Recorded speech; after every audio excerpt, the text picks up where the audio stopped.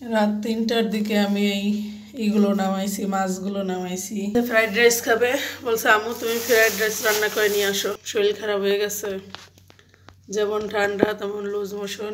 গতকালকে একজনের বলছে রস দিয়ে যাওয়ার জন্য, এই যে সকালবেলা সে রস দিয়ে।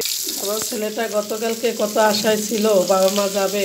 এই যে বরবটি গাজর নিলাম, একটু ভাজি করতে হচ্ছে ছোটো ছোটো করে, ডিম ভাজি করে নিলাম। রান্না করা হয়ে গেছে, দেখেন মাশাল্লাহ কত সুন্দর আসছে কালার। সকাল থেকেই কান্নাকাটি শুরু করে দিছে। একটু পিঠা খাওয়াইছিলাম, এখন এই যে রাইসটা খাওয়াইতে আছি, এখন আমরা খেয়ে নেব। অবশেষে রওনা দিলাম জুনায়েদের কাছে ঢাকা। দিবা ইংলিশ ক্লাস করাইতেছে শেষ। রাত ৩টার দিকে এইগুলো নামাইছি, মাছগুলো নামাইছি, শোল মাছ, ইলিশ মাছ, মুরগির গোস, হাঁসের গোস একটু একটু করে নামাইছি আমার ছেলের জন্য রান্না করে নেওয়ার জন্য। ভাবছি আজকে ঢাকায় যাব ওর মাদ্রাসায় ওকে দেখার জন্য, এই জন্য নামাইছি। এইদিকে আমার ছেলে বলছে ফ্রাইড রাইস খাবে, বলছে আম্মু তুমি ফ্রাইড রাইস রান্না করে নিয়ে আসো। এই জন্য এই যে বরবটি আনছি, গতকালকে বাজার থেকে আপনাদের ভাই বরবটি নিয়ে আসছে, গাজর নিয়ে আসছে। ভাবছি যে এখন সকাল সকাল খুব ভোরে রান্না করে দেওয়ার চিন্তা ভাবনা ছিল, রান্না করে আমরা রওনা দিব ৮টা দিকে, এরকম চিন্তা ভাবনা ছিল। কিন্তু হঠাৎ করে ৩টার দিকে আমার এমন শরীর খারাপ হয়ে গেছে, যেমন ঠান্ডা তেমন লুজ মোশন, একদম অসুস্থ হয়ে গেছি, যার কারণে কিছুই করা হয় নাই। যাওয়াটাই ক্যান্সেল করে দিলাম, কারণ সম্ভব নাই শরীর নিয়ে যাওয়া। আজকে বয়সটা দিতেও কষ্ট হইতেছে, মানে একদম খারাপ অবস্থা আমার। গতকালকে একজনের বলছে রস দিয়ে যাওয়ার জন্য, এই যে সকালবেলা সে রস দিয়ে গেছে, খেজুরের রস, একদম গাছ থেকে নামানো রস। এইটা ভাবছিলাম ঢাকায় নিয়ে যাব, কিন্তু কিছুই তো হলো না। এখন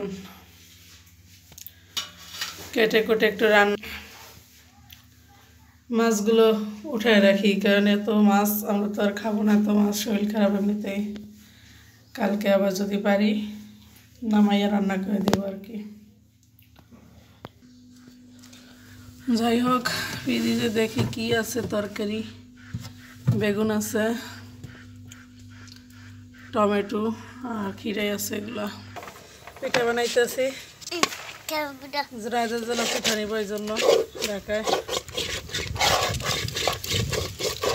জুনায়েদের জন্য কয় পিস মাছ নিয়ে নিলাম, এগুলো একটু ভেজে সুন্দর করে, বেশি নিব না কারণ নষ্ট হয়ে যেতে পারে, কারণ অল্প অল্পই নিব, যাতে ও খেয়ে একটু শান্তি পায়। ফ্রাইড রাইস রান্না করে নিব, আর এই মাছগুলো একটু নিব।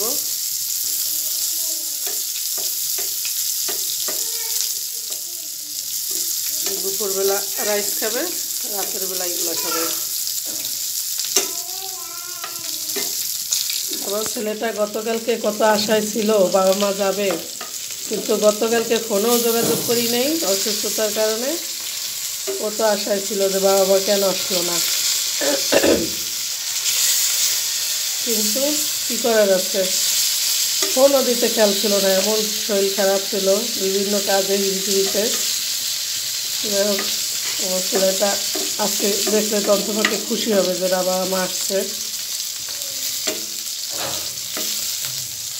পানি দিব না কোনো মাছে, কারণ পানি দিলে মাছটা নষ্ট হয়ে যেতেছে উপরে। আমি শুধু ভাজার উপরে একটু পেঁয়াজ দিয়ে ধনিয়া পাতা দিয়ে নামিয়ে নিব। এই যে আর একটু ধনিয়া পাতা দিব, নামিয়ে নিব। একটু বাইরের ভিডিও দেখাই আপনাদের, দেখেন আজকেও কুয়াশা, তবে এখনো সকাল, ফর্সা হবে আশা করি, একটু দেখা যায় ফর্সা ফর্সা।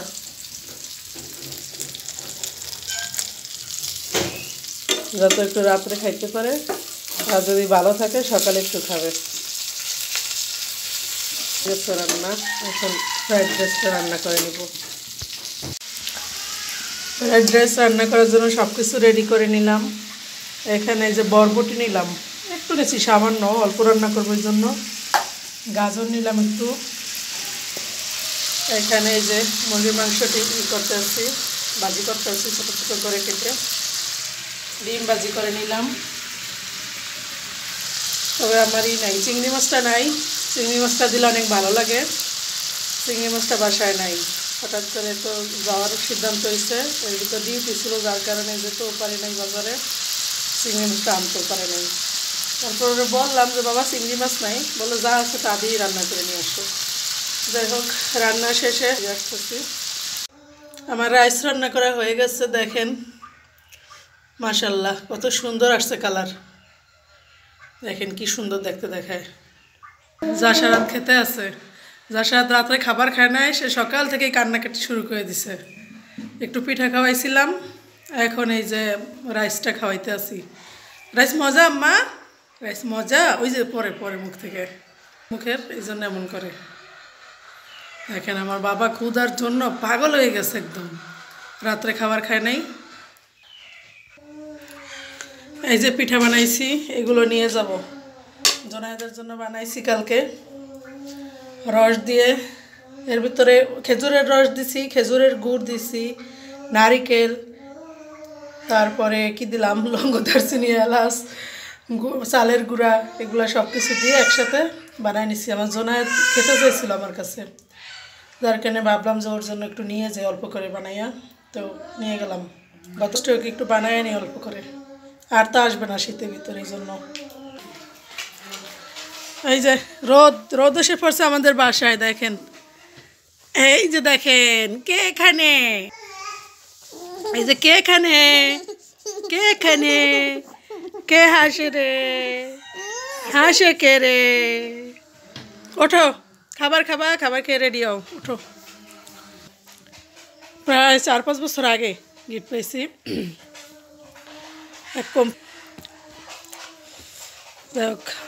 অনেকদিন, মানে মোটামুটি শীত মানায় ভালোই, বড় শীত অন্য কিছু লাগে না, এই কম্বলেই হয়ে যায় আমাদের, ভালোই শীত মানায়, কিন্তু বেশি একটা মোটা না, কিন্তু শীত মানায় ভালো। এই যে ফ্রাইড রাইসটা হয়ে গেছে, এখন আমরা খেয়ে নেব।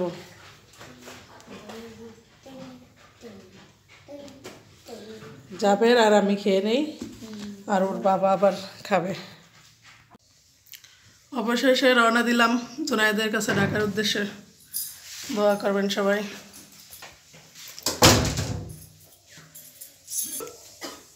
ওরো যাও দিবা, আস্তে আস্তে যাইয়েন।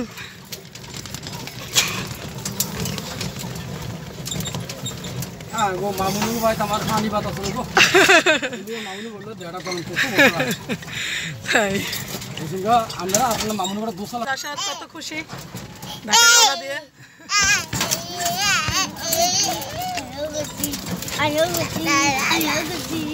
এই যে জাবেরও খুশি, জাবের এই যে চিপা করছে, চিপায় জাবের। সবাই দোয়া করবেন যেন ভালোভাবে যেতে পারি। এই যে আমার বাবাটাই,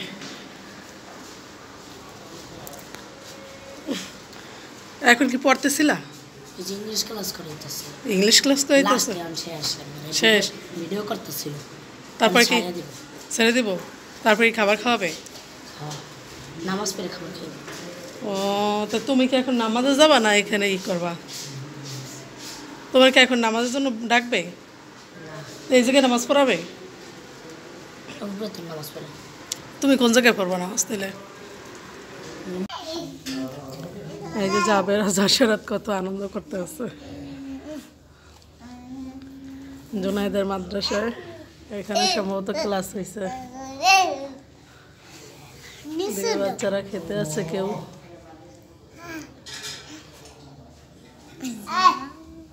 ক্লাস হয়েছে, এগুলো আর উঠানো হয়নি এখনো।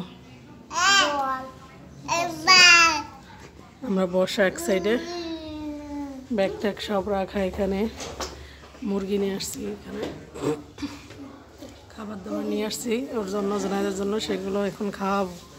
নামাজ পড়তে গেছে, নামাজ পড়ে আসলে পরে খাওয়াবো। একটু পিঠা খাইছিল, এটাতে মিষ্টি, এটাতে মাছ, এটাতে মিষ্টি, এটাতে পিঠা, এটাতে ফ্রাইড রাইস।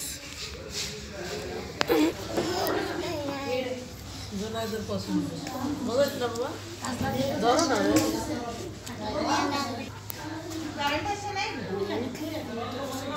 আমারে